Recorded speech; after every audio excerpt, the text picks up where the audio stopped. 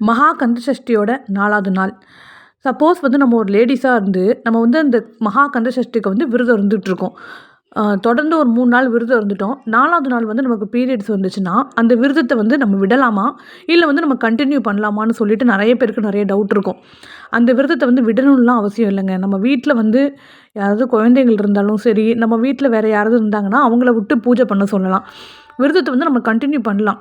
நம்ம உடம்பு வந்து கோஆப்ரேட் பண்ணுச்சுன்னா. எனக்கு பீரியட்ஸ் வந்துருச்சு. அதனால என் பிள்ளைய விட்டு தான் வந்து நான் விரதம் இருந்தேன். ஆனா காலைல எப்போதும் போல சாப்பிடாம தான் இருந்தேன். ஈவினிங் வந்து என் பிள்ளைய விட்டு நான் வந்து தீபாராத்தனை காட்ட சொன்னேன். அது மாதிரி என் பிள்ளைய வேலுக்கு அபிஷேகத்துலேருந்து, தீபத்துலேருந்து எல்லாமே ஏத்தி, அந்த முருகருக்கு வந்து பாட்டும் அவனே ஒரு பாட்டு பாடி, அவனே முருகருக்கு வந்து தீபாராத்தனைலாம் காட்டி விரதத்தை வந்து முடிச்சு வச்சுட்டான். அது மாதிரி நம்ம வந்து விரதத்தை வந்து பாதியிலே முடிக்கணும்னு அவசியம் இல்ல. அந்த விரதத்தை வந்து நம்ம இருக்கலாம். பூஜை அறைக்கு மட்டும் போகாம